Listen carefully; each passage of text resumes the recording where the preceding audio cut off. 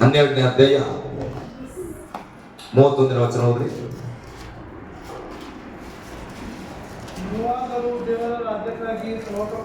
ನೀವಾದರೂ ದೇವರ ರಾಜ್ಯಕ್ಕಾಗಿ ತವಕ ಪಡಿರಿ.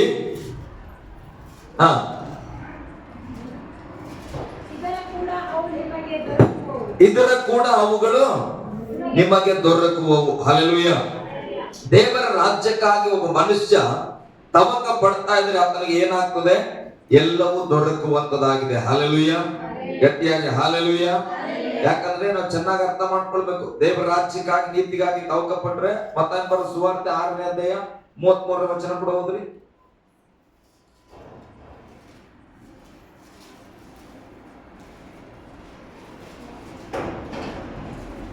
ಮತ್ತಾಯ ಬರೋ ಸುವಾರ್ತೆ 6ನೇ ಅಧ್ಯಾಯ. ಹೀಗಿರುವುದರಿಂದ ನೀವು ಏನಂತ, ನಾವು ಮೊದಲು ದೇವರ ರಾಜ್ಯಕ್ಕಾಗಿ ನೀತಿಗಾಗಿಯೂ ತವಕ ಪಡಿರಿ. ಇವುಗಳ ಕೂಡ ಅವೆಲ್ಲವೂ ನಿಮಗೆ ದೊರಕುವವು. ಹಲ್ಲೆಲೂಯಾ. ಇಲ್ಲಿ ವಾಕ್ಯಗಳನ್ನು ಗಮನಿಸುವಾಗ ಊಟದ ಬಗ್ಗೆ ಮಾತನಾಡುತ್ತದೆ, ಬೆಡ್ಶೀಟ್ ಬಗ್ಗೆ ಮಾತನಾಡುತ್ತದೆ, ಬಟ್ಟೆಗಳ ಬಗ್ಗೆ ಮಾತನಾಡುತ್ತದೆ. ಅಂದ್ರೆ ಎಲ್ಲವೂ ನಮ್ಗೆ ಬೇಕಂತೇಳಿ ನಾವು ಉಪವಾಸ ಮಾಡೋದು ಬೇಕಾಗಿಲ್ಲ. ಬೈಬಲ್ ಹೇಳೋದು ಮೊದಲು ದೇವರ ರಾಜ್ಯ ಮತ್ತೆ ನೀತಿ. ಹಲ್ಲೆಲೂಯಾ. ದೇವರ ರಾಜ್ಯ ಅಂದ್ರೆ ದೇವರು, ದೇವರಿರುವ ಸ್ಥಳ. ದೇವರು ಎಲ್ಲಿದ್ದಾನೆ ಈಗ? ದೇವರ ರಾಜ್ಯ ಎಲ್ಲದಂಗಾದ್ರೆ ಎಲ್ಲದ ದೇವರ ರಾಜ್ಯ, ನಾವೇ ದೇವರ ರಾಜ್ಯ. ಸಾತ್ವಷ್ಟು ಮಾಡಿದ ಪ್ರಸಂಗ ನೆನಪದ ಯಾರಿಗಾದ್ರು? ಅವ್ರು ಇದೇ ಮಾಡಿ ಹೋಗಿ. ಹಲ್ಲೆಲೂಯಾ. ನನಗೆ ಚೆನ್ನಾಗಿ ನೆನಪಿರ್ತದೆ ನೋಡ್ರಿ, ಒಂದ್ ಪ್ರಸಂಗ ಕೇಳಿದ್ರೆ ನೆನಪು ಹೋಗಲ್ಲ. ಹಲ್ಲೆಲೂಯಾ. ದೇವರ ರಾಜ್ಯವೇ ನಾವಾಗಿದ್ದೇವೆ. ಹಾಗಾದ್ರೆ ಈಗ ತವಕ ಪಡಬೇಕು ಯಾರಿಗಾಗಿ? ಯಾರಿಗಾಗಿ? ನೀತಿಗಾಗಿ. ಹಲ್ಲೆಲೂಯಾ. ದೇವರ ರಾಜ್ಯಕ್ಕಾಗಿ ತವಕ ಪಡ್ರಿ. ಬೈಬಲ್ ಹೇಳ್ತದೆ ಮೊದಲು ದೇವರ ರಾಜ್ಯಕ್ಕಾಗಿ. ಮೊದಲು ಯಾತಿಗೆ ತವಕ ಅಂದ್ರೆ ವಿಶ್ವಾಸ ಮಾಡಿ ಯೇಸುವನ ನಂಬಿಕೊಳ್ಳುವವರೆಗೆ ನಮ್ಮ ಬಗ್ಗೆ ತವಕ. ಅಯ್ಯೋ ನಾನು ಪಾಪಿ ಆಗಿದ್ದೇನೆ, ಶಾಪದಲ್ಲಿದ್ದೇನೆ, ಬಡತನದಲ್ಲಿದ್ದೇನೆ, ಸಾಲದಲ್ಲಿದ್ದೇನೆ, ಅಯ್ಯೋ ನಾನು ನರಕಕ್ಕೆ ಹೋಗ್ಬಿಡ್ತೇನೆ, ಎಲ್ಲಿ ಹೋಗ್ತೇನೆ, ನನ್ನ ಆತ್ಮ ಪಿಶಾಚಿ ಆಗ್ತದ, ಏನಾಗ್ತದ ಭಯ. ಎಲ್ಲಿವರೆಗೆ? ಯೇಸುವನ ನಂಬುವವರೆಗೆ. ನಂಬಿದ ಮೇಲೆ ನಾವೇನಾಗಿದ್ದೇವೆ? ರಕ್ಷಣೆ ಹೊಂದಿಕೊಂಡಿದ್ದೇವೆ. ಯೇಸು ನನ್ನ ಒಳಗಡೆ ಬಂದಿದ್ದಾನೆ, ಈಗ ನಾನು ದೇವರ ರಾಜ್ಯವಾಗಿ ಬದಲಾಗಿದ್ದೇನೆ. ಹಲ್ಲೆಲೂಯಾ. ಈಗ ನೆಕ್ಸ್ಟ್ ಸ್ಟೆಪ್ ನಮ್ದೇನಂದ್ರೆ ನೀತಿಗಾಗಿ ತವಕ ಪಡೋದು. ಹಲ್ಲೆಲೂಯಾ. ಅದನ್ನ ನಾನು ಹೇಳಿದೆ, ಕಡೆಯವರೆಗೂ ನಮ್ಮನ್ನ ನಾವು ಪರಿಶುದ್ಧತೆಯಲ್ಲಿ ಕಾಪಾಡಿಕೊಳ್ಳೋದೇ ನೀತಿವಂತಿಕೆ. ಹಲ್ಲೆಲೂಯಾ. ಈ ಎರಡು ಕಾರ್ಯವನ್ನ ಮಾಡಿದ್ರೆ ಬೈಬಲ್ ಹೇಳ್ತದೆ ಇವುಗಳ ಕೂಡ ಅವೆಲ್ಲವೂ ನಿಮಗೆ ದೊರಕುವ. ಮುಂದೊಂದು ವಚನ ಹೋದ್ರೆ ಹಂಗೆ, ಆದುದರಿಂದ ಅದಕ್ಕೆ ನಾನು ಹೇಳಿದೆ ಯೇಸು ಸ್ವಾಮಿ ನಾಳಿನ ಬಗ್ಗೆ ಚಿಂತೆ ಮಾಡಿಲ್ಲ, ಅದಕ್ಕೆ ರಿಪೀಟ್ ಉಪವಾಸ ಇಲ್ಲ. ಹಲ್ಲೆಲೂಯಾ. ಮತ್ತೆ ನಾಳಿನ ದಿನವು ತನ್ನದನ್ನು ತಾನೇ ಚಿಂತಿಸಿಕೊಳ್ಳುವುದು. ಹಲ್ಲೆಲೂಯಾ. ನಾಳಿನ ಬಗ್ಗೆ ನಾವು ಚಿಂತೆ ಮಾಡಬಾರದು. ಯಾಕಂದ್ರೆ ನಾಳೆಯನ್ನು ಉಂಟು ಮಾಡಿದವನು ದೇವರು. ಆ ನಾಳೆ ಅನ್ನತಕ್ಕಂಥ ದಿನ, ಆ ದಿನದ ಬಗ್ಗೆ ಅದು ಚಿಂತೆ ಮಾಡ್ತದ. ಇಲ್ಲಿ ಒಂದು ವಚನ ಬರೆದಿದೆ, ಹೋದ್ರಿ ಇಲ್ಲಿ. ನಿಮ್ಮ ಚಿಂತೆಯನ್ನೆಲ್ಲ ಆತನ ಮೇಲೆ ಹಾಕಿರಿ. ನಾನು ಇನ್ನ ಒಂದು ಆತ್ಮಿಕವಾಗಿ ಯೋಚನೆ ಮಾಡ್ತಾ ಇದ್ದೆ ಉಪವಾಸದ ಬಗ್ಗೆ. ಬಹಳ ನಾನು ದೇವರೊಟ್ಟಿಗೆ ಇದ್ದೇನೆ. ನಾನು ಅನ್ಕೊಳ್ತೇನೆ ಸಿಲುಬೆ ಮೇಲೆ ಯೇಸು ಸ್ವಾಮಿ ಇದನ್ನ ನೀವು ಅನ್ವಯಿಸ್ಕೊಡ್ಬೇಕು ಅಂತ ನಾನು ಹೇಳ್ತಿಲ್ಲ, ನನ್ನ ಮನಸ್ಸಲ್ಲಿ ದೇವ್ರು ಮಾತಾಡಿದ್ರು. ಶಿಲುಬೆ ಮೇಲಿದ್ದಾಗ ಯೇಸು ಸ್ವಾಮಿ ಗುಡ್ ಫ್ರೈಡೆ ಬಂದಾಗ ನಿಮ್ಗೆ ಗೊತ್ತಾಗ್ತದೆ ಏನಂತ ಹೇಳಿದ್ರೆ, ಯೇಸು ಸ್ವಾಮಿ 5ನೇ ಮಾತ 6ನೇ ಮಾತ ಈ ರೀತಿ ಅನ್ನೋದು ಎಷ್ಟನೇ ಮಾತು? 5ನೇದ? ಓಕೆ. ಅವಾಗೇ ನೆನಪು ಮಾಡ್ತಾವಲ್ಲ, ನಮ್ಗೆ ಹಂಗಿಲ್ಲ 7 ಮಾತು 8 ಮಾತು ಅಂತಿಲ್ಲ. ಇಡೀ ಬೈಬಲ್ ಎಲ್ಲ ದೇವ್ರ ಮಾತು. ಹಲ್ಲೆಲೂಯಾ. ತೀರಿತ್ತು ಅಂತ ಹೇಳಿದ್ನಲ್ಲ, ನಾನು ಯೋಚನೆ ಮಾಡ್ತದೆ ಏನ್ ತೀರಿತ್ತು ಅಂತ ಹೇಳಿದ್ರೆ ಯೇಸು ಸ್ವಾಮಿ ಏನ್ ತೀರಿತ್ತು ಅಂತ? ಸೈತಾನನ ಕತೆ ತೀರಿತು ಅಂದ್ರೆ ಅರ್ಥ ಎಲ್ಲ ಶಾಪದ ಕತೆ, ಪಾಪದ ಕತೆ ಎಲ್ಲ ತೀರಿತು ಅಂತ ಹೇಳಿದ್ರು. ಮತ್ತೆ ನಾನು ಯಾಕೆ ಉಪವಾಸ ಮಾಡ್ಬೇಕೀಗ ಅಂತ ಹೇಳಿ ನನ್ನ ಮನಸ್ಸಲ್ಲಿ ನಾನು ಅಂದ್ಕೊಳ್ತಾರೆ, ನನ್ನ ದೇವ್ರು ಎಲ್ಲ ಮಾಡಿ ಮುಗಿಸ್ಯಾನ ಅಂತ ಸಿಲ್ವ ಮೇಲೆ ಹೇಳಿದ್ದು. ಎಲ್ಲ ತೀರಿ ಹೋಯ್ತು. ನಿನಗಾಗಿ ನಾನು ಉಪವಾಸ ಮಾಡಿದ್ದೆ ಸೈತಾನನ್ನು ಜಯಿಸ್ಲಿಕ್ಕಾಗಿ.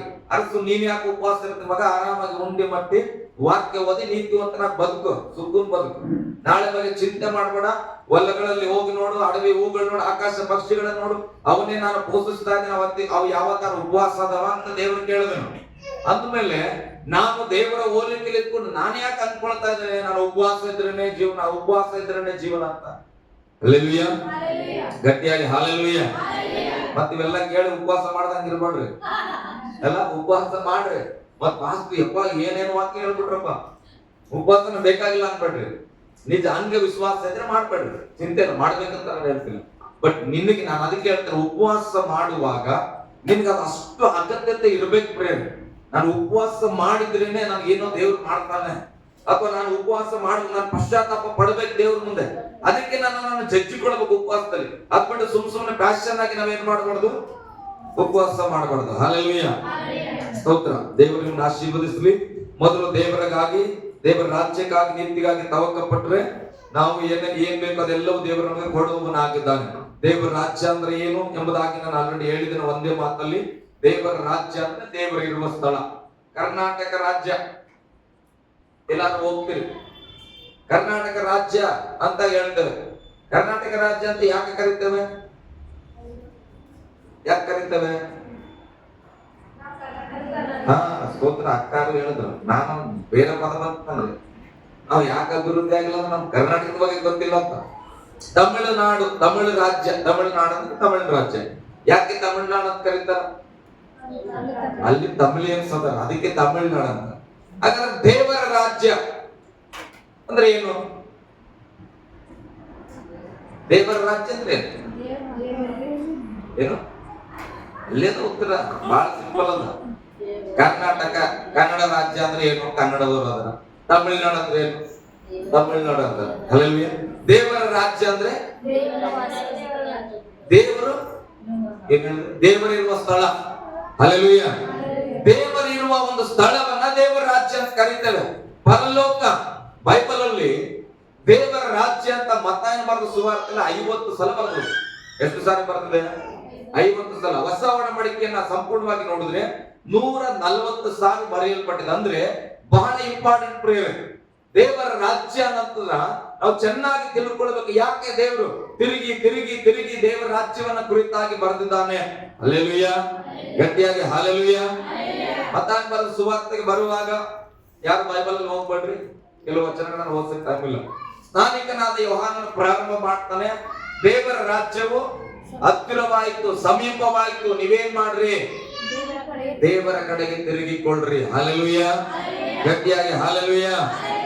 ನಾನೀಗ ಕನ್ನಡದವನು, ನನ್ನನ್ನ ತಮಿಳುನಾಡಿಗೆ ಸೇವೆಗೆ ಕಳಿಸ್ಲಿಕ್ಕೆ ಪ್ರಾರಂಭ ಮಾಡಿದ್ರು ಅಂತ ಇಟ್ಕೊಂಡೆ. ದೇವ್ರು ಹೇಳಿದ್ರು ನೀನ್ ಅಲ್ಲಿ ಹೋಗಿ ಸೇವೆ ಮಾಡ್ತಾ, ನಮ್ಮ ಸಂಸ್ಥೆ ಹೇಳ್ತು ಅಲ್ಲಿ ಹೋಗ್ಬೇಕೀಗ. ತಮಿಳುನಾಡಲ್ಲಿ ನಾನು ಸೇವೆ ಮಾಡ್ಲಿಕ್ಕೆ ಹೋಗ್ಬೇಕಾದ್ರೆ ಸಾಮಾನ್ಯವಾಗಿ ಏನ್ ಅಗತ್ಯತೆ ಅನಿಸ್ತದೆ? ಭಾಷೆ. ಹಲ್ಲೆಲೂಯಾ. ತಮಿಳುನಾಡಿಗೆ ಹೋಗ್ಬೇಕಂದ್ರೆ ಏನ್ ಬೇಕು ನನಗೆ? ಅಲ್ಲಿ ಹೋಗಿ ಸುಖವಾಗಿ ಬದುಕ್ಬೇಕಾದ್ರೆ ತಮಿಳ್ ನನಗೆ ಬೇಕು. ಹಲ್ಲೆಲೂಯಾ. ಹಾಗಾದ್ರೆ ತಮಿಳ್ ಬೇಕಂದ್ರೆ ಏನ್ ಮಾಡ್ಬೇಕು? ನಾನು ತಮಿಳನ್ನ ಕಲಿಬೇಕು. ಹಲ್ಲೆಲೂಯಾ, ಗಟ್ಟಿಯಾಗಿ ಹಲ್ಲೆಲೂಯಾ. ಮತ್ತೆ ಅಲ್ಲಿ ಊಟದ ಸ್ಥಿತಿಗತಿಗಳು ಬೇರೆ ಇರ್ತದೆ ತಮಿಳುನಾಡು.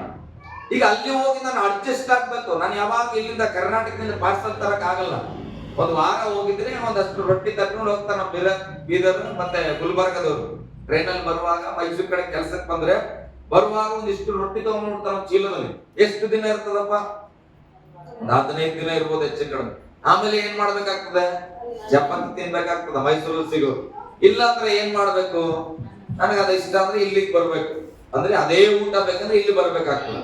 ಈಗ ನಾನು ಹೇಳೋದು ತಮಿಳುನಾಡಿಗೆ ಹೋಗ್ಲಿಕ್ಕಾಗಿ ಅಲ್ಲ ಊಟದ ಬಗ್ಗೆ ನಾನು ತಿಳ್ಕೊಳ್ಬೇಕು.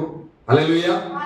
ಅಲ್ಲಿ ವಾತಾವರಣದ ಬಗ್ಗೆ ನಾವು ತಿಳ್ಕೊಳ್ಬೇಕು, ಅಲ್ಲಿ ಒಂದು ಭಾಷೆ ಬಗ್ಗೆ ನಾವು ತಿಳ್ಕೊಳ್ಬೇಕು, ಅಲ್ಲಿರುವ ಜನರು ಹೇಗೆ ವರ್ತಿಸ್ತಾರೆ ನಾವು ತಿಳ್ಕೊಳ್ಬೇಕು, ಅಲ್ಲಿ ಹೇಗೆ ನಾವು ಜೀವಿಸಬೇಕು, ಅವರ ಜೊತೆ ನಾವು ಸಂತೋಷವಾಗಿರ್ಬೇಕಂದ್ರೆ ನಮ್ಗೆ ಏನೇನ್ ಇರ್ಬೇಕಂತ ನಾವು ತಿಳ್ಕೊಳ್ತೇವೆ. ಹಲ್ಲೆಲೂಯಾ, ಗಟ್ಟಿಯಾಗಿ ಹಲ್ಲೆಲೂಯಾ. ಈಗ ಯೋಹಾನನು ಹೇಳ್ತಾ ಇದ್ದಾನೆ, ದೇವರ ರಾಜ್ಯ ಸಮೀಪವಾಗಿದೆ, ಅದಕ್ಕೆ ನೀವ್ ಏನ್ ಮಾಡ್ರಿ? ದೇವರ ಕಡೆಗೆ ತಿರುಗಿಕೊಳ್ಳಿರಿ. ಹಲ್ಲೆಲೂಯಾ, ಗಟ್ಟಿಯಾಗಿ ಹಲ್ಲೆಲೂಯಾ.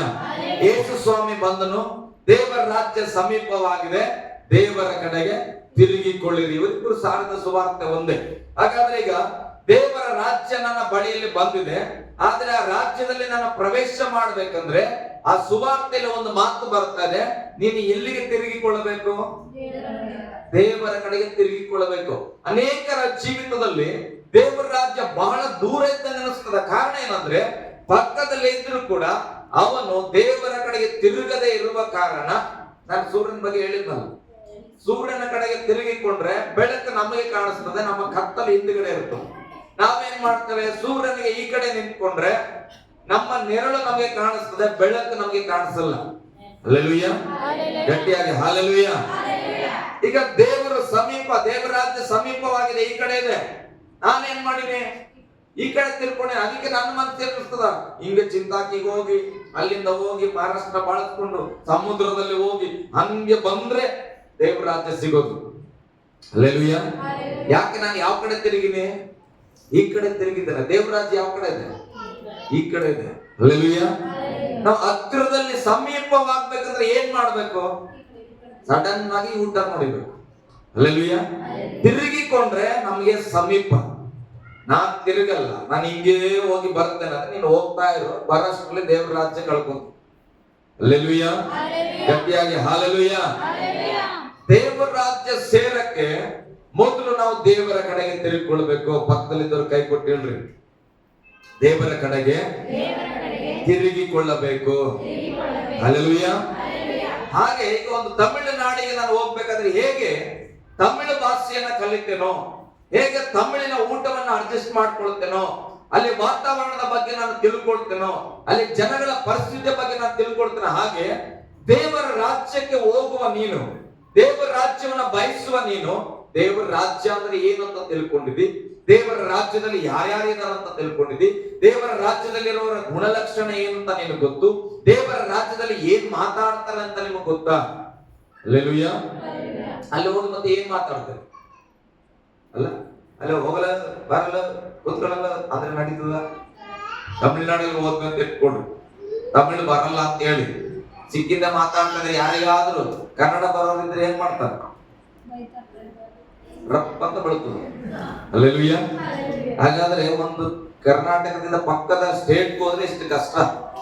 ನೀವು ಸೈತಾನ ರಾಜ್ಯದಿಂದ ಬಿಡಿಸ್ಕೊಂಡು, ಲೋಕದ ಪಾಪಗಳಿಂದ ಬಿಡಿಸ್ಕೊಂಡು ದೇವರ ಪರಿಶುದ್ಧ ರಾಜ್ಯಕ್ಕೆ ಹೋಗ್ಲಿಕ್ಕೆ ಮನಸ್ಸು ಮಾಡಿವಿ. ಹಲ್ಲೆಲೂಯಾ. ದೇವರ ರಾಜ್ಯದ ಕಡೆಗೆ ತಿರುಗಿಕೊಂಡಿದ್ದೇವೆ. ಹಾಗಾದ್ರೆ ದೇವರ ರಾಜ್ಯ ಕಡೆಗೆ ತಿರುಗಿ ದೇವರ ರಾಜ್ಯದ ಒಳಗಡೆ ಹೋಗುವಾಗ ನಿನ್ನದೇ ಆದ ಸ್ವಭಾವ, ನಿನ್ನದೇ ಆದ ಭಾಷೆಗಳು, ನಿನ್ನದೇ ಆದ ನಡವಳಿಕೆ, ನಿನ್ನದೇ ಆದ ಊಟಗಳು, ನಿನ್ನದೇ ಆದ ಪಾನಗಳನ್ನ ಅಭ್ಯಾಸ ಮಾಡಿಕೊಂಡು, ಇದಿಲ್ಲದೆ ಇದ್ರೆ ನಾನು ಬದುಕಲ್ಲ, ನನಗೆ ಜೋಳದ ರೊಟ್ಟಿನೇ ಬೇಕು, ಬಾರಿ ಮೇಲೆ ಹೋಗಿ ಜೋಳದ ರೊಟ್ಟಿನೇ ಬೇಕಂದ್ರೆ ಏನಂತಾರ?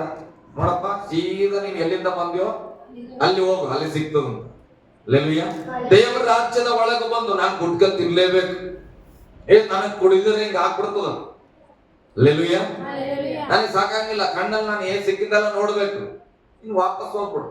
ಬಹಳ ಸಿಂಪಲ್. ಏನ್ ಮಾಡು?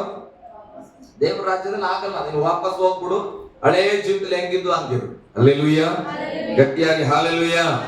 ದೇವರ ರಾಜ್ಯ ಏನಾಗಿದೆ? ಸಮೀಪವಾಗಿದೆ. ಎಲ್ಲಿಗೆ ತಿರುಗಿಕೊಳ್ಳಬೇಕು ನಾವೀಗ?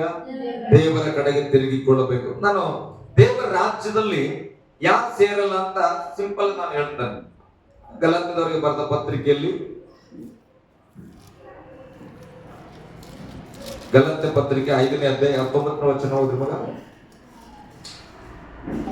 ಹಲ್ಲೆಲೂಯಾ. ಶರೀರ ಭಾವದ ಕರ್ಮಗಳು, ನೋಡ್ರಿ, ಶರೀರ ಭಾವದ ಕರ್ಮಗಳು, ಶಾರೀರಿಕವಾಗಿರತಕ್ಕಂಥ ಕೆಲಸಗಳು ಪ್ರಸಿದ್ಧಿಯಾಗಿವೆ. ಹಲ್ಲೆಲೂಯಾ. ನೋಡ್ರಿ, ಕೈಯಿಂದ ಹೊಡಿತೇನೆ, ಇದು ಏನ್ ಗೊತ್ತಾಗಲ್ಲ, ಗೊತ್ತಾಗ್ತದೆ. ಹಲ್ಲೆಲೂಯಾ. ಇದು ಪ್ರಸಿದ್ಧ ಆಗಲ್ಲ. ಶಾರೀರಿಕವಾಗಿರತಕ್ಕಂಥ ಎಲ್ಲ ಕೆಲಸಗಳು ಪ್ರಸಿದ್ಧಿಯಾಗಿವೆ. ಆರಿ ಹೋದ್ರಿ, ಯಾವುವೆಂದರೆ, ಚೆನ್ನಾಗಿ ಕೇಳಿಸ್ಕೋಬೇಕು, ಜಾರತ್ವ, ಬಂಡತನ, ನಾಚಿಕೆಗೇಡಿತನ, ವಿಗ್ರಹಾರಾಧನೆ ಅಂದ್ರೆ ಮಾಟ ಮಂತ್ರ, ಅಗೆತನ, ಜಗಳ, ಹೊಟ್ಟೆ ಕಿಚ್ಚು, ಸಿಟ್ಟು, ಕಕ್ಷಭೇದ, ಭಿನ್ನಮತ, ಮತ್ಸರ, ಕುಡುಕುತನ, ದುಂದೌತಣ ಇಂಥವುಗಳೇ. ನೋಡ್ರಿ, ಇವುಗಳ ವಿಷಯದಲ್ಲಿ ಇಂಥ ಕಾರ್ಯಗಳನ್ನು ನಡೆಸುವವರು ದೇವರ ರಾಜ್ಯಕ್ಕೆ ಬಾಧ್ಯರಾಗುವುದಿಲ್ಲವೆಂದು ನಾನು ಮೊದಲು ಹೇಳಿದಂತೆಯೇ ಈಗಲೂ ನಿಮ್ಮನ್ನ ಎಚ್ಚರಿಸುತ್ತೇನೆ. ಹಲ್ಲೆಲೂಯಾ. ದೇವರ ಕಡೆಗೆ ತಿರುಗಿದ್ದೇನೆ ಅಂತ ಅಂದುಕೊಂಡು, ನಾನೇ ದೇವರ ರಾಜ್ಯ ಆಗಿದ್ದೇನೆ ಅಂತ ಅಂದುಕೊಂಡ್ರೂ ಕೂಡ ಇಲ್ಲಿ ಬರೆಯಲ್ಪಟ್ಟಂತ ಕಾರ್ಯಗಳಲ್ಲಿ ನಾವು ತೊಡಗಿಕೊಂಡಿದ್ರೆ, ಹಲ್ಲೆಲೂಯಾ, ಈ ಕೆಲಸಗಳಲ್ಲಿ ನಮ್ಮ ಶಾರೀರ ಒಪ್ಪಿಸಿಕೊಟ್ಟಿದ್ರೆ ಬೈಬಲ್ ಸ್ಪಷ್ಟವಾಗಿ ಬರೆಯಲ್ಪಡುತ್ತದೆ, ಇಂಥವರು ದೇವರ ರಾಜ್ಯಕ್ಕೆ ಬಾಧ್ಯರಾಗುವುದಿಲ್ಲ. ಹಲ್ಲೆಲೂಯಾ. ಗಟ್ಟಿಯಾಗಿ ಹಲ್ಲೆಲೂಯಾ. ಇದು ನಾನು ಹೇಳ್ತಾ ಇರೋದಲ್ಲ, ನಮ್ಮೆಲ್ಲರನ್ನ ಸೇರಿಸಿ ಸತ್ಯವೇದ ಹೇಳ್ತಾ ಇದೆ. ಹಲ್ಲೆಲೂಯಾ. ಹಾಗಾದ್ರೆ ದೇವರ ರಾಜ್ಯಕ್ಕೆ ಸೇರಿದವರ ಸ್ವಭಾವ ಹೇಗಿರ್ತದೆ ಅದನ್ನು ಓದಕ್ಕಿಂತ ಮುಂಚೆ 1 ಕೊರಿಂಥ ಪುಸ್ತಕಕ್ಕೆ ಬನ್ರಿ. 1 ಕೊರಿಂಥ ಪುಸ್ತಕಕ್ಕೆ ಬನ್ರಿ. ನಾವು ವಾಕ್ಯ ಹೇಳಿದ್ವಿ, ದೇವರ ರಾಜ್ಯ ಸಮೀಪ ಆಗಿದೆ, ದೇವರು ಎಲ್ಲಿದ್ದಾನೋ ಅವರ ದೇವರ ಆಲಯವಾಗಿದ್ದಾರೆ, ಅವರೇ ದೇವರ ರಾಜ್ಯವಾಗಿದ್ದಾರಂತ. ಇದನ್ನ ನಾವು ಏನ್ ಮಾಡ್ತೇವೆ, ಮಾತಲ್ಲಿ ಹೇಳ್ತಾ ಹೋಗ್ತೇವೆ, ನಾನೇ ದೇವರ ರಾಜ್ಯ, ನಾನೇ ದೇವರ ಆಲಯ. ಹಲ್ಲೆಲೂಯಾ. ಇದು ಕಷ್ಟ ಆಗ್ತದ? ನನಗೆ ಕಷ್ಟ ಆಗಲ್ಲ. ಯಾವ್ದಾರ ಸಣ್ಣ ಮಗು ಭಾಷೆ ಕಲಿತಾ ಇರುವಾಗ ಹೇಳ್ಕೊಟ್ಬಿಡ್ರಿ, ಮಗ ಯಾರು ಕೇಳಿದ್ರೆ ನಾನೇ ದೇವರ ರಾಜ್ಯ ಅನ್ಬೇಕು, ದೇವರೆಲ್ಲ ನಾನೇ ನನ್ನಲ್ಲೇ ಅದಾನ ಅಂತ ಹೇಳ್ಬೇಕು ಮಗ ನೀನು ಅಂತ ಹೇಳ್ಕೊಡ್ರಿ. ಅದಕ್ಕೆ ಏನು ಗೊತ್ತಿಲ್ಲ, ಅದ್ರಲ್ಲಿ ಏನ್ ಹೇಳ್ತದೆ, ನಾನೇ ದೇವರ ರಾಜ್ಯ ಅಂತದ, ನಾನೇ ದೇವರ ಆಲಯ ಅಂತ, ದೇವರೆಲ್ಲದ ಅಂದ್ರೆ ನನ್ನ ಹತ್ರನೇ ಅದ ಅಂತ. ಹಲ್ಲೆಲೂಯಾ. ಆದರೆ ಒಂದು ವಚನ ಓದ್ರಿ, 1 ಕೊರಿಂಥ 4:20 ಓದ್ರಿ. ದೇವರ ರಾಜ್ಯವು ಮಾತಿನಲ್ಲಿ ಇಲ್ಲ, ದೇವರ ರಾಜ್ಯವು ಮಾತಿನಲ್ಲಿ ಇಲ್ಲ, ಮಾತಿನಲ್ಲಿ ಇಲ್ಲ. ದೇವರ ರಾಜ್ಯ ನಾನು ನೀನು ಮಾತಾಡದಂಗಲ್ಲ. ದೇವರ ರಾಜ್ಯ ಇಲ್ಲದ ಬಿಡು, ಅಲ್ಲದ ಬಿಡು, ನನ್ನೊಳಗೆ ಅದ ಬಿಡು, ನಾನೇ ಅದರೊಳಗಿದ್ದೆ ಬಿಡು, ಈ ಬಿಡು ಅನ್ನತಕ್ಕಂಥ ಮಾತುಗಳಲ್ಲಿ ದೇವರ ರಾಜ್ಯ ಇಲ್ಲ. ಹಲ್ಲೆಲೂಯಾ. ಗಟ್ಟಿಯಾಗಿ ಹಲ್ಲೆಲೂಯಾ.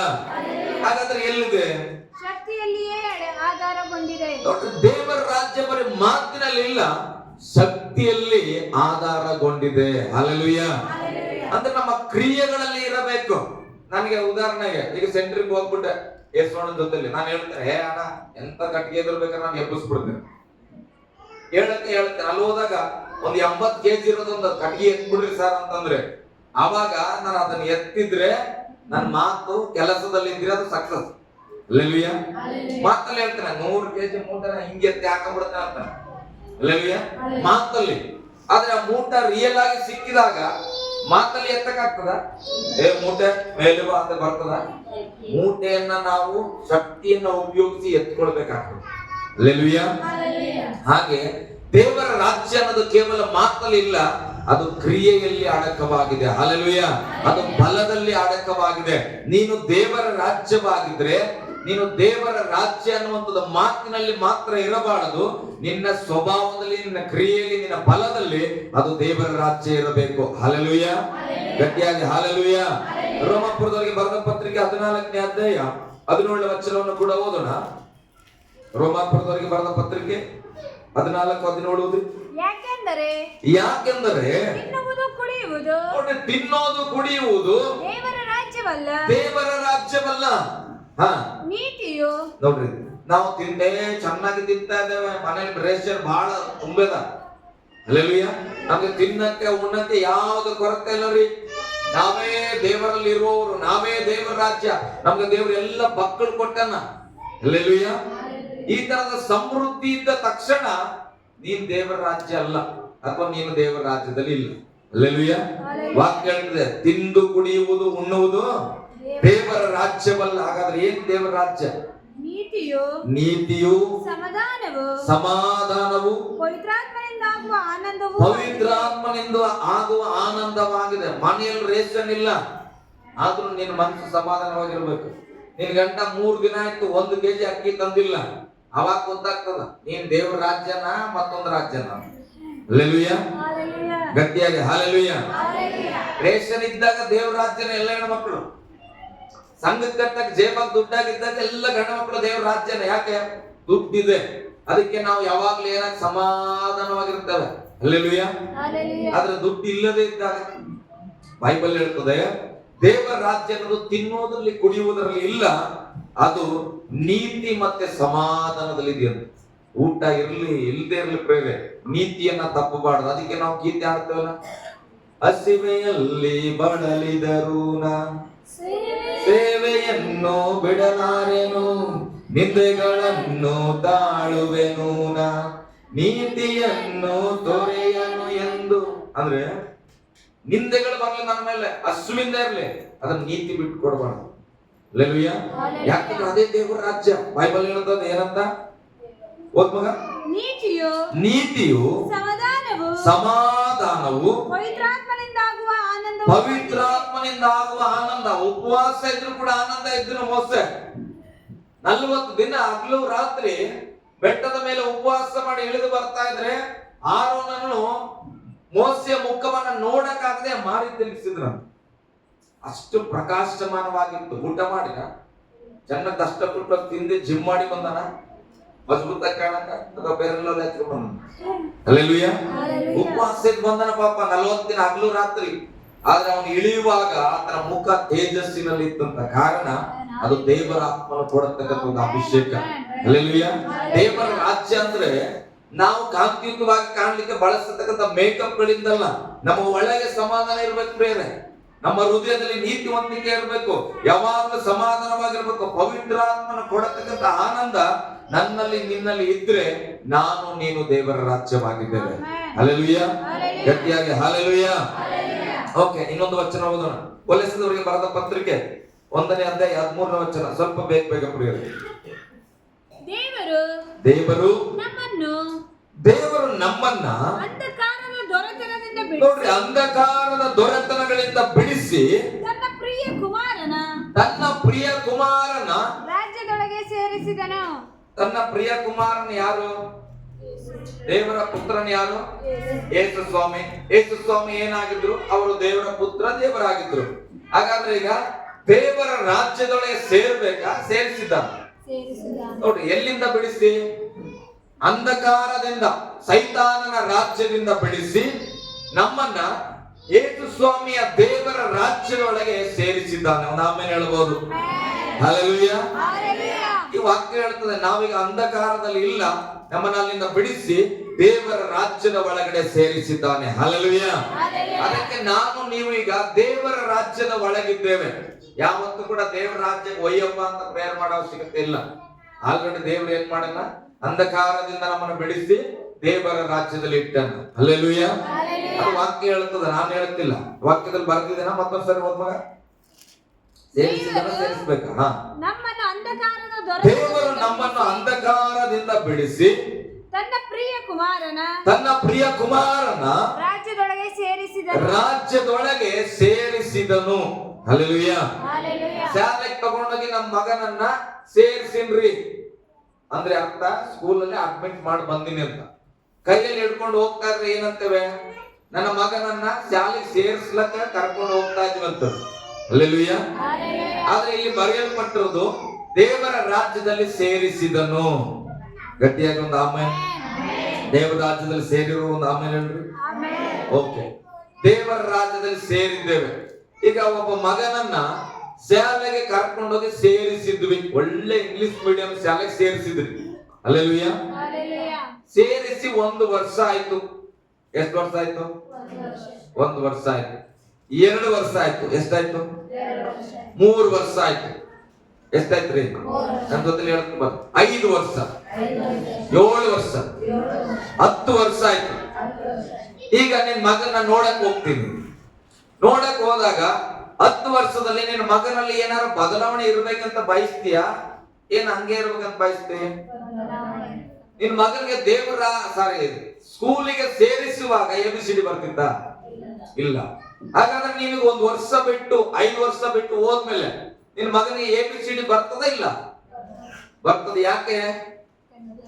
ಅವನನ್ನ ಸ್ಕೂಲಿಗೆ ಸೇರಿಸ್ತೀವಿ, ಸ್ಕೂಲಲ್ಲಿ ಪಾಠ ಮಾಡ್ತಾ ಇದಾರೆ, ಆ ಪಾಠನ ಅವ ಕೇಳಿಸ್ಕೊಳ್ತಾ ಇದ್ದಾನೆ, ಆತನ ಮನಸ್ಸಲ್ಲಿ ಹಾಕೊಳ್ತಾ ಇದ್ದಾನೆ, ಆತ ಕಲಿತಾ ಇದ್ದಾನೆ. ಅದಕ್ಕೆ ABCD ಹೇಳುವಾಗ ಅಂದ್ರೆ A to Z ವರೆಗೆ ದನ ಹೇಳ್ಬಿಡ್ತು. ಹಲ್ಲೆಲೂಯಾ. ಇಲ್ಲಿ ಒಂದು ಮಗುವನ್ನ ಶಾಲೆಗೆ ದುಡ್ಡಿಲ್ಲ, ಏನೋ ಇಲ್ಲ, ಇನ್ನೊಂದು ಮಗು ಹೆಚ್ಚಾಗ್ಬಿಟ್ಟ ಮಕ್ಕಳು ಅಂತ ಹೇಳಿ ಒಂದ್ ಮಗುನ ಸೇರಿಸಿಲ್ಲ. ಈ ಮಗುವನ್ನ ಕೇಳ್ತೀವಿ ABCD ಟಪ ಟಪ ಟಪ ಟಪ ಅಂತ ಹೇಳ್ತದ. ಯಾಕೆ ಸೇರಿಲ್ಲ? ಎರಡು ಮಕ್ಕಳನ್ನ ನಿಲ್ಲಿಸಿ ಇವ ಓದೋದು ನೋಡಿ ಹೇಳ್ಬಿಡ್ತಾರ, ಒಳ್ಳೆ ಸ್ಕೂಲಿಗೆ ಸೇರ್ಸಾನೆ ತಪ್ಪ, ಹಲ್ಲೆಲೂಯಾ. ಈ ಮಗು ಸೇರಿಲ್ಲ ಅಂತ ನಾನ್ ಕೇಳ್ತಾನೆ, ನಮ್ಮನ್ನೇನಾದ್ರೂ ನಿಲ್ಲಿಸಿ ದೇವರಾತ್ರಿಗೆ ಸೇರಿವ ಅಂತ ಹೇಳ್ತಾ ಇದಾವಲ್ಲ, ಸೇರಿದವ್ರು ಆಮೇಲೆ ಆಮೇಲೆ ಹೇಳಿದವ್ರನ್ನೆಲ್ಲ ಕರ್ಕೊಂಡು ಬಂದು ದೇವರ ರಾಜ್ಯದ ಬಗ್ಗೆ ಹೇಳಪ್ಪ ಅಂದ್ರೆ ಹೆಂಗಿರ್ಬೇಕು ನಮ್ಮ ಮಾತು? ಅನ್ನಂಗಿರ್ಬೇಕ? ಪಟ ಪಟ ಪಟಪ್ಪ ಅಂತ ಮಾತಾಡ್ಬೇಕು. ಹಾಗಾದ್ರೆ ಹೆಂಗೆ ನಾವು ಅನ್ಕೊಳ್ತಾ ಇದ್ದೇವೆ ದೇವರ ರಾಜ್ಯ ಸೇರಿವಿ ಅಂತ? ಬರೀ ಮಾತಲ್ಲಿ. ಹಲ್ಲೆಲೂಯಾ. ನಮ್ ಸಂತೋಷ ಅಣ್ಣಂಗ ಶಾಲೆಗೆ ಸೇರಿಸಿದ್ರು. ಫಸ್ಟ್ ಸಂತೋಷ ಗೊತ್ತಲ್ಲ, ಬಿದ್ದು ನಮ್ ಸಂತೋಷನ ಬರ್ತಾರೆ. ಶಾಲೆಗೆ ಸೇರಿಸಿದ್ರು. ಸೇರಿಸಿ ನನಗೆ ನೆನಪಿದವ್ರ ಸಾಕ್ಷಿ. ಸೇರಿಸಿದ್ಮೇಲೆ ಅಣ್ಣ ಎಷ್ಟನೇ ಕ್ಲಾಸ್ ಅಂದ್ರೆ 6ನೇ ತರಗತಿವರೆಗೆ ಹೇಳ್ತಾರ 6ನೇ ಕ್ಲಾಸ್ ಓದಿದ್ದೆ ಅಂತ. ಆದ್ರೆ ಅಣ್ಣ ಕ್ಲಾಸಿಗೆ ಹೋಗಿಲ್ಲ. 6ನೇ ಕ್ಲಾಸ್ ಏನ್ ಮಾಡ್ರ ಅವ್ರ ಟೀಚರು 1 2 3 4 ಅಂತ ಹೇಳಿ ಅವರೇ ಪಾಸ್ ಮಾಡ್ಕೊಂಡ್ ಬಂದಾರ. ಹಿಂಗಾದ್ರೆ ಇವತ್ ಬರ್ತಾನೆ ಅವತ್ ಬರ್ತಾನೆ, ಹೋಗಿಲ್ಲ. 6 ವರ್ಷ ತನ ನೋಡಿ ಏನ್ ಮಾಡಿದ್ವಿ, ಬರಂಗಿಲ್ಲ ಬಿಡು ಸಂತೋಷ ಅಂತ ಹೇಳಿ ಏನ್ ಮಾಡಿದ್ರು, ಬಿಟ್ಬಿಟ್ರು. ಹಲ್ಲೆಲೂಯಾ. ಈಗ ಮಾತಾಡ್ತಾರ, ದೇವ್ರ ಕೃಪೆ. ದೇವರಲ್ಲಿ ಬಂದ ಮೇಲೆ ಅಣ್ಣ ಇಂಗ್ಲಿಷ್ ಮಾತಾಡ್ತಾರ, ತಮಿಳು ಮಾತಾಡ್ತಾರ, ತೆಲುಗು ಮಾತಾಡ್ತಾರ, ಬರೀತಾರ, ಓದ್ತಾರ, ಅದು ಬೇರೆ ವಿಚಾರ. ಆದ್ರೆ ಶಾಲೆಗೆ ಹೋಗಿ 6ನೇ ಕ್ಲಾಸ್ ಅಂತ ಅಲ್ಲಿ ಬರ್ಕೊಂಡಿದ್ರು ಕೂಡ ಇವರ ಬಾಯಲ್ಲಿ ಏನ್ ಬರ್ತಾ ಇದ್ದಿಲ್ಲ, ABCD ಬರ್ತಾ ಇದ್ದಿಲ್ಲ. ಕಾರಣ ಏನಂದ್ರೆ ಇವ್ರು ಶಾಲೆಗೆ ಸೇರ್ಸ್ಯಾರ, ಆದ್ರೆ ಅಣ್ಣ ಏನ್ ಮಾಡಿಲ್ಲ, ಶಾಲೆಗೆ ಹೋಗಿಲ್ಲ, ಶಾಲೆಗೆ ಹೋಗಿ ಕಲ್ತಿಲ್ಲ, ಶಾಲೆಯ ನಿಯಮಗಳನ್ನ ಫಾಲೋ ಮಾಡಿಲ್ಲ, ಅದಕ್ಕೆ ಅವ್ರಿಗೆ ಎಜುಕೇಶನ್ ಬಂದಿರ್ಲಿಲ್ಲ. ಹಾಗೆ ಇವತ್ತು ಅನೇಕರು ನಾವು ಹೇಗಿದ್ದೇವೆ ಅಂದ್ರೆ ದೇವರ ರಾಜ್ಯದಲ್ಲಿ ಸೇರಿದ್ದೇವೆ. ಸುಳ್ಳಲ್ಲ, ವಾಕ್ಯ ಹೇಳ್ತದ, ನಂಬಿಕೆ ಸೇರಿವಿ. ಸೇರಿ ಏನ್ ಮಾಡ್ವಿ, ಒಂದ್ ಅಡ್ಡನೆ ಸಾಕ್ಷಿ ನಾವು ಹೊರಗೆ ಬಂದ್ವಿ. ಹಲ್ಲೆಲೂಯಾ. ಗಟ್ಟಿಯಾಗಿ ಹಲ್ಲೆಲೂಯಾ. ಹೇಳಿದ್ರೆ ಹೇಳ್ತೇವೆ ಮಾತಲ್ಲಿ, ದೇವರ ರಾಜ್ಯ ಯಾರು? ನಾನೇ ದೇವರ ರಾಜ್ಯ. ನೀತಿವಂತನ ಯಾರು? ನಾನೇ ನೀತಿವಂತ. ರಕ್ಷಣೆ ಉಳ್ಳವನು ಯಾರು? ನಾನೇ ರಕ್ಷಣೆ ಉಳ್ಳವ. ಯೇಸು ಸ್ವಾಮಿ ನನ್ನ ಒಳಗಡೆ ಅನ್ನೋಣ. ಹಲ್ಲೆಲೂಯಾ. ಮಾತಲ್ಲಿ ಅದನ್ನ ಎಲ್ಲ ನಮ್ಮ ಒಳಗಡೆ ಇದೆ, ಮಾತಲ್ಲಿ. ಅದರ ಕ್ರಿಯೆಯಲ್ಲಿ ಬರುವಾಗ ಇಲ್ಲ. ಹಲ್ಲೆಲೂಯಾ. ಗಟ್ಟಿಯಾಗಿ ಹಲ್ಲೆಲೂಯಾ. ಅದಕ್ಕೆ ದೇವರ ರಾಜ್ಯದ ಒಳಗಡೆ ಸೇರಿರುವವರಿಗೆ ದೇವರ ರಾಜ್ಯದ ಸ್ವಭಾವ ಬರಬೇಕು. ಹಲ್ಲೆಲೂಯಾ. ಇಂಗ್ಲಿಷ್ ಮೀಡಿಯಂ ಸೇರಿಸಿದ ಹುಡುಗ ಇಂಗ್ಲಿಷ್ ಕಲ್ತಿರ್ತಾನ, ಕನ್ನಡ ಮೀಡಿಯಂ ಓದೋ ಹುಡುಗ ಕನ್ನಡ ಕಲ್ತಿರ್ತಾನ. ನಾವು ದೇವರ ರಾಜ್ಯ ದೇವರ ಮೀಡಿಯಂ ಸೇರಿವಿ ಅಲ್ಲ, ಗಾಡ್ಸ್ ಮೀಡಿಯಂ ಸೇರಿದ್ಮೇಲೆ ದೇವರ ಬಗ್ಗೆ ನಾವು ಕಲ್ತ್ಕೊಳ್ಬೇಕು. ಓಕೆ, ಒಂದು ವಚನ ಓದೋಣ. ದೇವರಲ್ಲಿ ಸೇರಿದವರ ಬಗ್ಗೆ ನಾವು ತಿಳ್ಕೊಂಡ್ವಿ. ಸೇರಿದವ್ರು ಹೆಂಗಿರ್ತಾರೆ? ಗಲಾತ್ಯದವ್ರಿಗೆ ಬರೆದ ಪತ್ರಿಕೆ 5:20.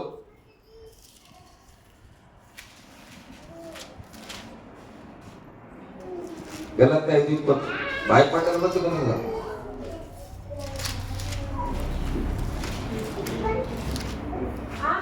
ಆದರೆ ನೋಡ್ರಿ, ದೇವರ ರಾಜ್ಯಕ್ಕೆ ಸೇರಿದವನ ಮುಖಾಂತರ ಉಂಟಾಗುವ ಫಲವೇನೆಂದರೆ ಪ್ರೀತಿ, ಸಂತೋಷ, ಸಮಾಧಾನ, ದೀರ್ಘ ಶಾಂತಿ, ದಯೆ, ಉಪಕಾರ, ನಂಬಿಕೆ, ಸಾಧುತ್ವ, ಸಂಯಮೆ.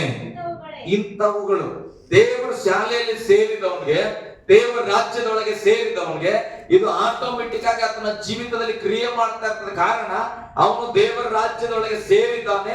ದೇವರ ನಿಯಮಗಳು ಆತನೇ ಅಳವಡಿಸಿಕೊಳ್ತಾ ಹೋಗ್ತಾನೆ. ದೇವರ ಕಾರ್ಯಗಳು ಇವಾಗಿವೆ ಪ್ರೇರೆ. ಹಲ್ಲೆಲೂಯಾ. ಎಲ್ಲ ಕಾರ್ಯಗಳು ನಡೀತಾ ಇರುವಾಗ ನಾವು ಹೇಳಬಹುದು, ನಾನು ದೇವರ ರಾಜ್ಯ ಆಗಿದ್ದೇನೆ, ನಾನು ದೇವರ ರಾಜ್ಯದಲ್ಲಿ ಇದ್ದೇನೆ, ನಾನು ದೇವರ ರಾಜ್ಯವಾಗಿ ಬದಲಾಗಿದ್ದೇನೆ ಅಂತ ಯಾವಾಗ ಹೇಳಬಹುದು ಅಂದ್ರೆ ಈ ಆತ್ಮನ ಫಲಗಳು ನಮ್ಮಲ್ಲಿ ಕಾಣಬೇಕು. ಹಲ್ಲೆಲೂಯಾ. ಗಟ್ಟಿಯಾಗಿ ಹಲ್ಲೆಲೂಯಾ. 10th pass ಆಗಿದ್ದಿ? ಹಾ, ಪಾಸ್ ಆಗಿದ್ದಿ. 15 ಬಗ್ಗೆ ಹೇಳು. 15 ಒಂದು 15 ಅಂದ್ರೆ ಏನ್ ಪಾಸ್ ಆಗ್ಯಪ್ಪ, ಯಾವನ್ ವ್ಯಾಲ್ಯೂಯೇಷನ್ ಮಾಡೋಣ ಅಂತ. ಹಲ್ಲೆಲೂಯಾ. ದೇವರ ರಾಜ್ಯದಲ್ಲಿ ಸೇರಿದ್ದೇವೆ ಅಂದ್ರೆ ಈ ಫಲಗಳು ಕಾಣಬೇಕು. ಹಲ್ಲೆಲೂಯಾ. ಗಟ್ಟಿಯಾಗಿ ಹಲ್ಲೆಲೂಯಾ. ದೇವರ ರಾಜ್ಯದಲ್ಲಿ ಇರುವವರು ಒಂದು ಆಮೇಲೆ ಹೇಳ್ರಿ. ಇದೆಲ್ಲ ಇರ್ಲಿ ನಿಮ್ಮ ಒಳಗಡೆ. ದಾನಿಯೇಲನ ಪುಸ್ತಕ ದೇವರ ರಾಜ್ಯದ ಬಗ್ಗೆ. ದಾನಿಯೇಲನ ಪುಸ್ತಕ 2ನೇ ಅಧ್ಯಾಯ 44ನೇ ವಚನ ಓದ್ರಿ. ಇದು ಓದಿಸಿ ನಾನು ಮುಗಿಸ್ತೇನೆ.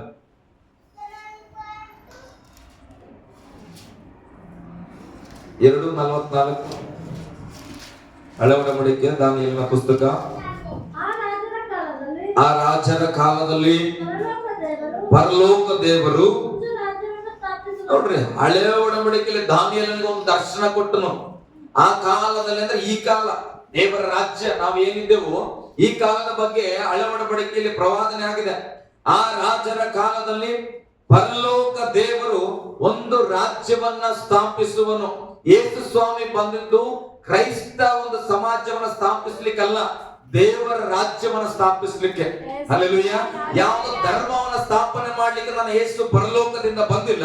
ಯೇಸು ಸ್ವಾಮಿ ಬಂದಿದ್ದು ಪರಲೋಕವನ್ನ ಸ್ಥಾಪನೆ ಮಾಡ್ಲಿಕ್ಕೆ, ದೇವರ ರಾಜ್ಯವನ್ನ ಸ್ಥಾಪಿಸುವುದಕ್ಕಾಗಿ. ದೇವರ ರಾಜ್ಯದಿಂದಲೇ ದೇವರ ಮನುಷ್ಯನ ಲೋಕಕ್ಕೆ ಬಂದನು. ಹಲ್ಲೆಲೂಯಾ. ಗಟ್ಟಿಯಾಗಿ ಹಲ್ಲೆಲೂಯಾ. ವಾಕ್ಯ ಹೇಳ್ತದೆ, ಆ ಕಾಲದಲ್ಲಿ ಪರಲೋಕ ದೇವರು ಒಂದು ರಾಜ್ಯವನ್ನ ಸ್ಥಾಪಿಸುವನು, ಅದು ಎಂದಿಗೂ ಅಳಿಯದು. ಹಲ್ಲೆಲೂಯಾ. ಕಳೆದ ದಿವಸಗಳಲ್ಲಿ ನೋಡುವಾಗ ಆಂಧ್ರ ಪ್ರದೇಶ ಒಂದು ಸ್ಟೇಟ್ ಆಗಿತ್ತು. ಹಲ್ಲೆಲೂಯಾ. ಈಗ ಆಂಧ್ರ ಪ್ರದೇಶವನ್ನ ನೋಡುವುದಾದ್ರೆ 2 ಸ್ಟೇಟ್ ಆಗಿದ್ದಾವೆ, ಒಂದು ಆಂಧ್ರ, ಒಂದು ತೆಲಂಗಾಣ. ಅಂದ್ರೆ ಆಂಧ್ರ ಪ್ರದೇಶ ಇದ್ದದ್ದು ಇವತ್ತು ಏನಾಗಿದೆ, 2 ರಾಜ್ಯವಾಗಿ ಬದಲಾಗಿದೆ. ಪ್ರೇರೆ, ಈ ಮನುಷ್ಯರು ಸ್ಥಾಪಿಸುವಂತ ರಾಜ್ಯಗಳು ಬದಲಾಗ್ತವೆ. ಹಲ್ಲೆಲೂಯಾ. ಗಟ್ಟಿಯಾಗಿ ಹಲ್ಲೆಲೂಯಾ. 27 ಡಿಸ್ಟಿಕ್ ಏನೋ ಇದ್ದಿತ್ತು ನಮ್ಮ ಕರ್ನಾಟಕ ರಾಜ್ಯದಲ್ಲಿ. ಅಲ್ಲ, ನಾವು ಶಾಲೆ ಹೋಗುವಾಗ 28 ಆಯ್ತು, 29 ಆಯ್ತು, 30 ಆಗಿದೆ, 31, 32 ಇವಾಗ. ಅಂದ್ರೆ ಡಿಸ್ಟಿಕ್ ಗಳು ಕೂಡ ಏನಾಗ್ತಾ ಇದೆ, ಬದಲಾವಣೆ ಆಗ್ತಾ ಇದೆ. ಈ ಕಡೆ ಇದ್ದಿದ್ದ ಊರು ನಾವೇನ್ ಹೇಳ್ತಾ ಇದ್ದೇವೆ ಮೊದಲೆಲ್ಲ ಮೈಸೂರು ರಾಜ್ಯ. ಹಲ್ಲೆಲೂಯಾ. ನಮ್ಮ ಮುಳ್ಳು ಕಡೆ ಕೂಡ ಮೈಸೂರು ಒಳಗಡೆ ಇತ್ತು. ಯಾವಾಗ ಕರ್ನಾಟಕ ರಾಜ್ಯ ಆಯ್ತು, ಜಿಲ್ಲೆಗಳ ವಿಂಗಡಣೆ ಆಗುವಾಗ ನಮ್ಮ ಊರು ಹೋಗಿ ಚಾಮರಾಜನಗರದಲ್ಲಿ ಸೇರ್ಕೊಂಡು. ಹಲ್ಲೆಲೂಯಾ. ಸೇರ್ಕೊಳ್ಳಿಕ್ಕೆ ನಮ್ಮ ಊರು ಏನಾದ್ರು ನಡ್ಕೊಂಡು ಹೋಯ್ತಾ? ಇಲ್ಲ, ಅಲ್ಲೇ ಇದೆ. ಆದ್ರೆ ಏನ್ ಮಾಡಿದ್ವಿ ಮನುಷ್ಯರು, ನಾವು ಸರ್ಕಾರದವರು ಆ ರಾಜ್ಯಗಳನ್ನ ವಿಂಗಡಿಸಿದ್ವಿ. ನಮಗೆ ಅನುಕೂಲಕ್ಕೆ ತಕ್ಕಂತೆ ರಾಜ್ಯಗಳನ್ನ ಬದಲಾಯಿಸಿದ್ವಿ, ಜಿಲ್ಲೆಗಳನ್ನ ಬದಲಾಯಿಸಿದ್ವಿ. ಆದ್ರೆ ಇಲ್ಲಿ ವಚನ ಹೇಳ್ತದೆ, ಯೇಸು ಸ್ವಾಮಿ ಸ್ಥಾಪನೆ ಮಾಡ್ಲಿಕ್ಕೆ ಬಂದಂತದ್ದು ಪರಲೋಕ ದೇವರ ರಾಜ್ಯ. ಬೈಬಲ್ ಹೇಳ್ತದೆ, ಆ ರಾಜ್ಯವು ಬದಲಾಗುವುದಿಲ್ಲ. ಹಲ್ಲೆಲೂಯಾ. ಗಟ್ಟಿಯಾಗಿ ಹಲ್ಲೆಲೂಯಾ. ಓದ್ರಿ ವಚನವನ್ನು ಗಟ್ಟಿಯಾಗಿ ಒಬ್ರು. ಆ ರಾಜರ ಕಾಲದಲ್ಲಿ ಪರಲೋಕ ದೇವರು ಒಂದು ರಾಜ್ಯವನ್ನ ಸ್ಥಾಪಿಸುವನು, ಅದು ಎಂದಿಗೂ ಅಳಿಯದು. ಅದರ ಪ್ರಾಬಲ್ಯವು ಬೇರೆ ಜನಾಂಗಕ್ಕೆ ಕದಲಿ ಹೋಗದು. ಆ ರಾಜ್ಯಗಳನ್ನೆಲ್ಲ ಭಂಗಪಡಿಸಿ ನಿರ್ನಾಮ ಮಾಡಿ ಶಾಶ್ವತವಾಗಿ ನಿಲ್ಲುವುದು. ನೋಡ್ರಿ, ಕರ್ನಾಟಕ ರಾಜ್ಯ ಬದಲಾಗ್ಬೋದು, ತಮಿಳು ರಾಜ್ಯ ಬದಲಾಗ್ಬೋದು, ನಮ್ಮ ಡಿಸ್ಟ್ರಿಕ್ಟ್ಗಳು ಬದಲಾಗ್ಬೋದು, ನಮ್ಮ ಊರು 12 ಭಾಗ ಆಗಿ ಬದಲಾಗ್ಬೋದು. ಅಲ್ಲ, ಎಷ್ಟಿದೆ ಇಲ್ಲಿ ನಮ್ಮ ಔರಾದಲ್ಲಿ, ಏನೋ ವಾರ್ಡ್ ಔರಾದಂತ ಎಲ್ಲಾದ್ರೂ ಹೋಗಿ ಕೇಳಿದ್ರೆ ಏನಂತ ಹೇಳ್ತೀವಿ, ಔರಾದಂತ. ಅದೇ ಒಳಗಡೆ ಬಂದಾಗ ಔರಾದ ಗೊತ್ತಪ್ಪ ಯಾವ ವಾರ್ಡ್ ಏನಂತ. ಹಲ್ಲೆಲೂಯಾ. ದೇವರ ರಾಜ್ಯದಲ್ಲಿ ಹಂಗಿಲ್ಲ. ದೇವರ ರಾಜ್ಯದ ಒಳಗಡೆ ಹೋಗಿದ್ಮೇಲೆ ದೇವರ ರಾಜ್ಯ ಒಳಗಡೆ ಬಂದಿದ್ಯಾ, ದೇವರ ರಾಜ್ಯ ಅಷ್ಟೇ. ಕ್ರಿಸ್ತನ ರಾಜ್ಯದ ಒಳಗಡೆ ಬಂದಾಗ ಕ್ರಿಸ್ತನ ರಾಜ್ಯ. ನೀನು ಯಾವ ಕ್ರಿಸ್ತನ ರಾಜ್ಯ? ಸಣ್ಣ ಕ್ರಿಸ್ತನ, ದೊಡ್ಡ ಕ್ರಿಸ್ತನ, ಎಲ್ಸಡನ, ಮೆಥೋಡಿಸ್ಟ, ಬಿಲಿವರ್ಸ್ ಅಲ್ಲಿ ಕೇಳಲ್ಲ. ಅಲ್ಲಿ ಕೇಳೋದು ಒಂದೇ, ನೀನು ದೇವರ ರಾಜ್ಯದವನ. ಹಲ್ಲೆಲೂಯಾ. ನೀನು ದೇವರ ರಾಜ್ಯದಲ್ಲಿ ಬಂದಿದ್ದೀಯಾ? ದೇವರ ರಾಜ್ಯದ ಗುಣಗಳು ನಿನಗೆ ಗೊತ್ತಾ? ದೇವರ ರಾಜ್ಯವನ್ನು ಅನುಭವಿಸಿದ್ದೀಯಾ? ಹಾಗಾದ್ರೆ ನೀನು ಒಬ್ಬನ ರಾಜ್ಯದವನು, ಅದು ಕ್ರಿಸ್ತನ ರಾಜ್ಯದವನು. ನಿನಗೆ ರಾಜ ಕ್ರಿಸ್ತನಾಗಿದ್ದಾನೆ. ಹಲ್ಲೆಲೂಯಾ. ಇಲ್ಲಿ ಅಧಿಕಾರಿಗಳು ಬದಲಾಗ್ತಾರ, PM ಬದಲಾಗ್ತಾರ, CM ಬದಲಾಗ್ತಾರ. ಆದ್ರೆ ಈ ದೇವರ ರಾಜ್ಯದಲ್ಲಿ ಬದಲಾಗದಿರತಕ್ಕಂಥ ಒಬ್ಬ ರಾಜನು ಆತನು ಯೇಸು ಆಗಿದ್ದಾನೆ. ಹಲ್ಲೆಲೂಯಾ. ನಾವು ಹೇಳ್ತೇವೆ, ಇವಾಗ ಇದು ಬೇಡ, ಅವಾಗ ಅದು ಬೇಡ. ಹಲ್ಲೆಲೂಯಾ. ಕೆಲವರು ಜೀವಿತದಲ್ಲಿ ಗಂಡ ಬದಲಾಗ್ತಾನ, ಅಲ್ಲ ಹೆಂಡತಿ ಬದಲಾಗ್ತವ, ಮಕ್ಕಳು ಬದಲಾಗ್ತವ. ಆದ್ರೆ ಬೈಬಲ್ ಹೇಳ್ತದೆ, ಈ ರಾಜ್ಯದಲ್ಲಿ ಅಧಿಕಾರಿ ಬದಲೇ ಆಗಲ್ಲ. ಹಲ್ಲೆಲೂಯಾ. ಈ ರಾಜ್ಯದ ರಾಜನು ಎಂದಿಗೂ ಬದಲಾಗಲ್ಲ, ಈ ರಾಜ್ಯವೂ ಬದಲಾಗಲ್ಲ. ನಾನು ಅದಕ್ಕೆ ಸಂತೋಷ ಏನ್ ಗೊತ್ತಾ, ಬದಲಾಗದೇ ಇರುವ ರಾಜ್ಯದಲ್ಲಿ ನಾನು ಇದ್ದೇನೆ. ಬದಲಾಗದೇ ಇರುವ ರಾಜನು ನನ್ನ ರಾಜನಾಗಿದ್ದಾನೆ. ಆತನು ಇವತ್ತು ರಾಜನೇ, ಇನ್ನು 100 ವರ್ಷ ಆದ್ಮೇಲೂ ರಾಜನೇ. ಹಲ್ಲೆಲೂಯಾ. ಮುಂದೆ ಒಂದು ವಚನ ಓದ್ ಮಗಂಗೆ. ಬೆಟ್ಟದ ಒಳಗಿಂದ ಒಂದು ಗುಂಡು ಬಂಡೆಯ ಕೈಯಲ್ಲಿ ಇಲ್ಲದೆ ಒಡೆಯಲ್ಪಟ್ಟು ಕಬ್ಬಿಣ ತಾಮ್ರ. ಸಾಕು ಮಾದು. ಇಬ್ರಿಯದವರಿಗೆ ಬರೆದ ಪತ್ರಿಕೆ, ಇಬ್ರಿಯದವರಿಗೆ ಬರೆದ ಪತ್ರಿಕೆಯಲ್ಲಿ 12ನೇ ಅಧ್ಯಾಯ 28ನೇ ವಚನ ಕೊನೆಯದಾಗಿ ನಾನು ಹೇಳ್ತೇನೆ ಪ್ರೇರೆ, ಉಪವಾಸ ಆಗ್ಲಿ, ನಿನ್ ದಾನ ಧರ್ಮ ಆಗ್ಲಿ ನನ್ಗೆ ಅವಶ್ಯಕತೆ ಇಲ್ಲ. ಬೈಬಲ್ ಹೇಳೋದು ನೀನು ದೇವರ ರಾಜ್ಯವಾಗಿದೆ, ನೀನು ಒಬ್ಬನೇ ರಾಜ್ಯನಾಗಿರ್ಬೇಕು, ಒಬ್ಬನೇ ಒಡೆಯನಾಗಿರ್ಬೇಕು. ನೀನು ಯಾವ ಸಭೆಗೆ ಹೋಗ್ತೀಯೋ, ಯಾವ ಮಿನಿಸ್ಟ್ರಿಯಲ್ಲಿ ಇದೆಯೋ, ಆದ್ರೆ ನೀನು ದೇವರ ರಾಜ್ಯದವನಾಗಿದ್ದಿ, ಮರ್ತೋಗ್ಬಾರ್ದು. ಹಲ್ಲೆಲೂಯ. ನಾನು ಈ ಸಭೆಯನ್ರಿ, ನಾನು ಆ ಸಭೆಯನ್ರಿ, ನಾನು ಆ ಊರು ಕ್ರೈಸ್ತ, ಈ ಊರು ಕ್ರೈಸ್ತ, ಇದು ನಮ್ಮಲ್ಲಿ ಇದ್ರೆ ನಾವು ದೇವರ ರಾಜ್ಯದವರಲ್ಲ, ಯಾವುದೊಂದು ಸಂಸ್ಥೆ ಕ್ರೈಸ್ತರಾಗಿರ್ತೇವೆ. ಹಲ್ಲೆಲೂಯ. ಓದ್ವಾಗ ಇಬ್ರಿಯ 12:28. ಆದ ಕಾರಣ ಯಾರು ಕದಲಿಸಲಾರದ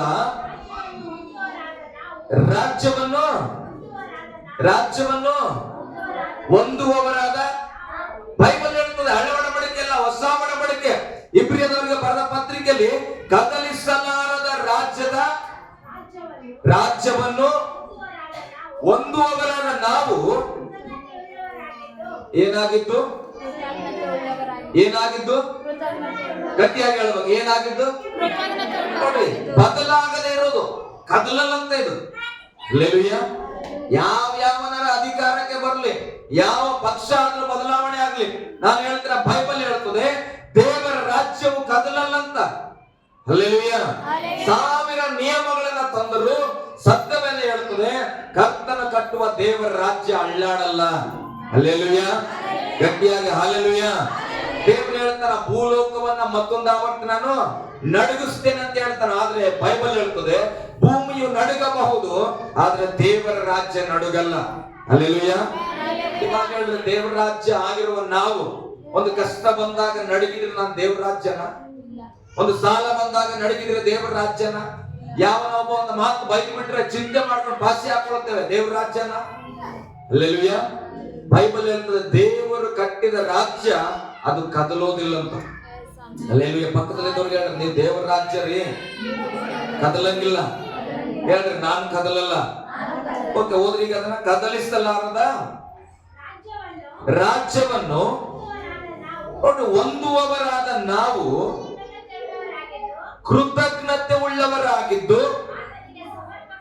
ಆತನಿಗೆ ಸಮರ್ಪಕವಾದ ಆರಾಧನೆಯನ್ನ ಭಕ್ತಿಯಿಂದಲೂ ಭಯದಿಂದಲೂ ಮಾಡೋಣ. ಹಲ್ಲೆಲೂಯ. ಇವತ್ತು ಸಿಎಂ ಇರ್ತಾನಪ್ಪ, 5 ವರ್ಷ ಆದ್ಮೇಲೆ ಬದಲಾಗ್ತಾನ ಅಂತ ಹೇಳಿ ಸ್ವಲ್ಪ ಆತನ ಬಗ್ಗೆ ತಪ್ಪಾಗಿ ಮಾತಾಡಿದ್ರೆ ನೆಕ್ಸ್ಟ್ ಬೇರೆ ಸಿಎಂ ಬರ್ತಾನ, ಅವನ್ನ ಪ್ರೀತಿ ಮಾಡಬಹುದು. ಹಲ್ಲೆಲೂಯ. ಬಿಡ ಹೋಗ್ಲಿ, ಈಗಿರೋ ಸಿಎಂ ಪರವಾಗಿಲ್ಲ, ನನಗೆ ಮನೆ ಮಾಡಿಲ್ಲ ಅಂದ್ರೆ ಚಿಂತೆ ಇಲ್ಲ, ನೆಕ್ಸ್ಟ್ ಸಿಎಂ ಮಾತ್ರ ಮಾಡಿಸ್ಕೊಡ್ತಾನೆ ಅನ್ಬೋದು. ಹಲ್ಲೆಲೂಯ. ಆದ್ರೆ ಈ ದೇವರ ರಾಜ್ಯದ ಒಳಗಡೆ ಸೇರಿದ ಮೇಲೆ ಈ ಸಿಎಂ ಬದಲಾಗೋ ಸಿಎಂ ಅಲ್ಲ, ಶಾಶ್ವತವಾಗಿರೋ ಸಿಎಂ. ನಿನಗೆ ಚೆನ್ನಾಗಿ ನೆನಪಿರ್ಬೇಕು, ದೇವರ ರಾಜ್ಯದಲ್ಲಿ ಒಬ್ಬನೇ ರಾಜ್ಯ ಬದಲಾಗಲ್ಲ. ಆತನನ್ನ ಆರಾಧಿಸುವಾಗ ಇವತ್ತು ಹೆಂಗಾದ್ರೆ ಆರಾಧಿಸ್ತೇನೆ ಬಿಡು, ನಾಳೆ ಬೇರೆ ರಾಜ್ಯ ಇರ್ತಾನ, ಖಾಲಿ ಬಿದ್ರಾಯ್ತು. ಹಲ್ಲೆಲೂಯ. ಹಂಗಿಲ್ಲ, ಈ ರಾಜ್ಯದಲ್ಲಿ ಬದಲಾಗದಿರೋ ಒಬ್ಬನೇ ರಾಜನಿದ್ದಾನೆ. ಅದಕ್ಕೆ ನಾವು ಬದಲಾಗಿ ಅಲ್ಲಿ ಬಂದಂತ ನಾವು ಕೃತಜ್ಞತೆ ಉಳ್ಳವರಾಗಿ, ಬೈಬಲ್ ಹೇಳ್ತದೆ ಭಯದಿಂದಲೂ ಭಕ್ತಿಯಿಂದಲೂ ಏನ್ ಮಾಡ್ಬೇಕಂತ? ಆರಾಧನೆ ಮಾಡಬೇಕು. ಭಕ್ತರಿದ್ರು ಕೈ ಕೊಟ್ಟು, ಭಕ್ತಿಯಿಂದಲೂ ಭಯದಿಂದಲೂ ಸಮರ್ಪಣೆಯ ಉಳ್ಳ ಆರಾಧನೆ ಮಾಡೋಣ. ಮುಂದೊಂದು ವಚನ ಓದ್ರಿ. ಯಾಕೆಂದರೆ ನಮ್ಮ ದೇವರು ದಹಿಸುವ ಅಗ್ನಿಯಾಗಿದ್ದಾನೆ. ಲೋಕದ ಮನುಷ್ಯ ಇರ್ತಾನೆ ಲೀಡರ್ ಆಗಿ, ಆತ ಅಂತ ಇಂಥವ್ರು ಚಿಂತೆ ಮಾಡಲ್ಲ. ಎಲ್ಲ ಅಧಿಕಾರಿಗಳು ಬಗಳನ್ನಾಗಿ ತಲೆ ಕೆಡಿಸ್ಕೊಳಲ್ಲ ಅಂತೇಳಿ ಅಧಿಕಾರ ನಡೆಸ್ತಾ ಇರ್ತಾರೆ. ನಮ್ದು 5 ವರ್ಷ ಮುಗಿಸ್ಕೊಂಡು ನಮ್ಮ ಮನೆಗೆ ಹೋಗುವಂತ. ಆದ್ರೆ ಯೇಸು ಸ್ವಾಮಿ ಹಂಗಲ್ಲ ಪ್ರಿಯರೇ, ದೇವರ ರಾಜ್ಯವನ್ನ ನಡೆಸುವ ರಾಜನ ಹಂಗಲ್ಲ. ಬೈಬಲ್ ಹೇಳ್ತದೆ, ಯಾಕಂದ್ರೆ ನಮ್ಮ ದೇವರು ದಹಿಸುವ ಅಗ್ನಿ ಆಗಿದ್ದಾನೆ. ಒಂದು ವಿಧವಾಗಿ ಕೂಡ ನಾವು ತಪ್ಪಾದ ರೀತಿಯಲ್ಲಿ ದೇವರ ರಾಜ್ಯದಲ್ಲಿ ಇದ್ರೆ ನಾವು ಅರ್ಥ ಮಾಡ್ಕೊಳ್ಬೇಕು, ಅಗ್ನಿ ಆಗಿದ್ದಾನೆ ಅಂದ್ರೆ ಏನಾಗ್ತವೆ. ಬಹಳ ಸಿಂಪಲ್. ಈ ರೈಲ್ವೆ ಟ್ರ್ಯಾಕ್ ಮೇಲೆ ಹೋದ್ರೆ, ರೈಲ್ವೆ ಸ್ಟೇಷನ್ ಅಲ್ಲಿ ಎಷ್ಟೋ ಜನ ಸೂಸೈಡ್ ಮಾಡ್ಕೊಂಡ್ಬಿಡ್ತಾರೆ. ಹೋಗಿ ಮುಗಿದ ತಕ್ಷಣ ಏನಾಗ್ಬಿಡ್ತಾರೆ, ಹೊರನಾಗಿ ಬಿದ್ದೋಗ್ಬಿಡ್ತಾರೆ. ಹಾಗಾದ್ರೆ ನಾವು ಮನುಷ್ಯ ಕಂಡಿಡಿದಿರೋದು, ಅದು ದೇವರು ಸೃಷ್ಟಿ ಮಾಡಿದ ಸೃಷ್ಟಿಯಿಂದ ಬಂದ ಕರೆಂಟ್ ಅಷ್ಟು ಪವರ್ಫುಲ್ ಇದ್ರೆ ಇಡೀ ಸೃಷ್ಟಿಯನ್ನ ಸೃಷ್ಟಿ ಮಾಡಿದ ದೇವ್ರ ಪವರ್ ಏನಿದೆ. ಹಲ್ಲೆಲೂಯ. ಆತನ ರಾಜ್ಯದೊಳಗೆ ನಿಂತ್ಕೊಂಡು ಆತನ ರಾಜ್ಯ ನಾನು ಅಂತ ಹೇಳಿ, ಆತನ ಶಾಲೆಯಲ್ಲಿ ಇದ್ದೀರಿ ಅಂತ ಹೇಳಿ ನಮ್ಗೆ ಇಷ್ಟ ಬಂದಾಗ ನಾವು ಆರಾಧನೆ ಮಾಡಿದ್ರೆ ಹೆಂಗಿರ್ಬೋದು. ಹಲ್ಲೆಲೂಯ. ಗಟ್ಟಿಯಾಗಿ ಹಲ್ಲೆಲೂಯ. ಭಯ ಹುಟ್ಟಿಸ್ಲಿಕ್ಕಾಗಿ ಹೇಳ್ತಾರೆ, ನಮ್ಮ ದೇವರು ಬಹಳ ಪ್ರೀತಿ ಉಳ್ಳ ದೇವರು, ಬಹಳ ಇಷ್ಟ ನನಗೆ. ಯಾಕಂದ್ರೆ ಅಷ್ಟು ಒಳ್ಳೆಯ ದೇವರು. ಅಷ್ಟೇ ನಾವು ಜಾಗೃತಿ ಆಗಿರ್ಬೇಕು. ನಾವು ದೈವಾಜ್ಞೆ ಬಳಿಯಲಿದ್ದೇವೆ. ಹಲ್ಲೆಲೂಯಾ. ನಾವೆಲ್ಲರೂ ಎದ್ದು ನಿಂತ್ಕೊಳ್ಳೋಣ ಪ್ರೇರೆ. ಕರ್ತನ ಮುಂದೆ ನಾವು ಎದ್ದು ನಿಂತ್ಕೊಳ್ಳೋಣ.